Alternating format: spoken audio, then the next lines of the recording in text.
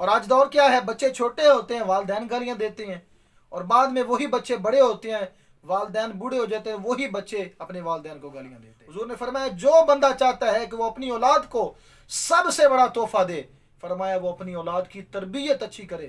بسم اللہ الرحمن الرحیم وَإِذْ قَالَ لُقْمَانُ لِابْنِهِ وَهُوَ يَعِظُهُ يَا بُنَيَّ لَا تُشْرِكْ بِاللَّهِ صدق اللہ العظیم۔ ناظرین گرامی، اللہ رب العزت نے قرآن کریم کے اندر ارشاد فرمایا، حضرت لقمان ان کے واقعے کو بیان کرتے ہوئے قرآن کریم نے ہمیں اسلوب دیا ہے کہ ہم نے اولاد کی تربیت کرنی ہے تو کیسی کرنی ہے۔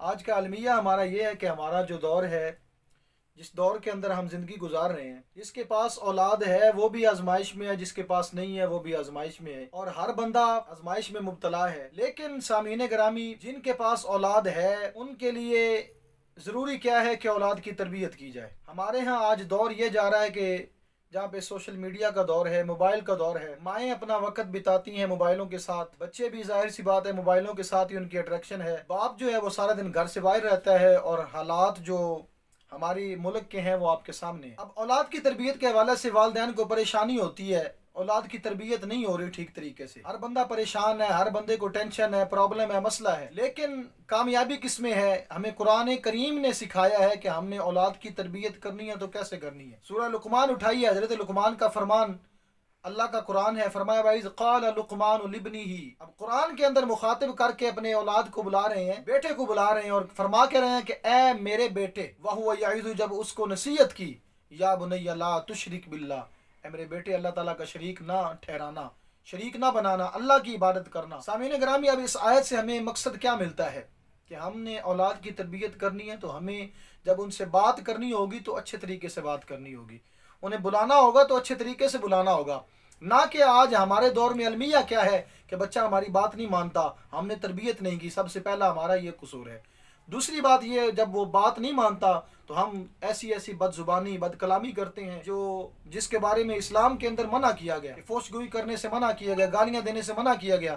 اور آج دور کیا ہے، بچے چھوٹے ہوتے ہیں والدین گالیاں دیتے ہیں، اور بعد میں وہی بچے بڑے ہوتے ہیں، والدین بوڑھے ہو جاتے ہیں، وہی بچے اپنے والدین کو گالیاں دیتے ہیں۔ یہ ہمیں حکم اسلام کیا دیتا ہے کہ اولاد کی تربیت کرو، اچھی تربیت۔ جب اچھی تربیت ہوگی تو اولاد ہماری بات مانے گی، اولاد کیا نہ مانے گی، اولاد صراط مستقیم پر چلے گی۔ سامعین گرامی، حضور صلی اللہ علیہ وآلہ وسلم کا فرمان عالی شان ہے، آقا کریم صلی اللہ علیہ وآلہ وسلم کا ارشاد گرامی ہے، آج میں بھی یہی چاہتا ہوں کہ میری اولاد کھائے بھی اچھا، پہنے بھی اچھا، اور ان کے پاس جو بھی چیز ہو وہ دنیا جہان کی سب سے اچھی چیز ہو۔ آپ کی بھی یہی کوشش ہے کہ ہماری اولاد کے پاس جو چیزیں ہیں وہ سب سے اچھی ہوں، اعلیٰ ہوں۔ سب سے بڑا اولاد کے لیے تحفہ کیا ہے؟ جو تیرے اور میرے لجپال کریم آقا صلی اللہ علیہ وآلہ وسلم نے ارشاد فرمایا، جامع ترمذی کی حدیث مبارکہ ہے، آقا کریم صلی اللہ علیہ وآلہ وسلم نے ارشاد فرمایا کہ جو بندہ چاہتا ہے کہ وہ اپنی اولاد کو سب سے بڑا تحفہ دے، اب سوچیں کہ سب سے بڑا تحفہ دنیا میں کیا ہو سکتا ہے؟ وہی ہو سکتا ہے جو حضور نے فرمایا۔ حضور نے فرمایا جو بندہ چاہتا ہے کہ وہ اپنی اولاد کو سب سے بڑا تحفہ دے، فرمایا وہ اپنی اولاد کی تربیت اچھی کرے۔ جب اپنی اولاد کی تربیت اچھی کرے گا بندہ تو حضور نے فرمایا وہ اولاد کے لیے سب سے بڑا تحفہ ہے۔ سامعین گرامی، اسی کی ہمیں ضرورت ہے۔ جب ہم اولاد کی تربیت کریں تو ان کو یہ سکھائیں، اللہ کا شریک نہیں ٹھہرانا، قرآن کی تعلیم دیں، فرض علوم سکھائیں، دین کی تعلیم دیں۔ کیوں؟ کل جب ہم نے دنیا سے جانا ہے، دنیا چھوڑنی ہر بندے نے جانا ہے، مسافر ہیں سب ہم، تو جب ہم دنیا چھوڑ کے جائیں تو ایسی اولاد ہمارے پیچھے ہو جو ہمارا اصالہ ثواب کر سکے، جو ہمارا نماز جنازہ پڑھ سکے، جو ہمیں اچھے طریقے سے یاد کرے، جو نماز پڑھے تو نماز میں دعا کرے، ربنا اغفر لی ولوالدی وللمؤمنین یوم یقوم الحساب۔ یہ سب کچھ تب ہی ممکن ہے جب ہم اولاد کی تربیت اچھی کریں گے۔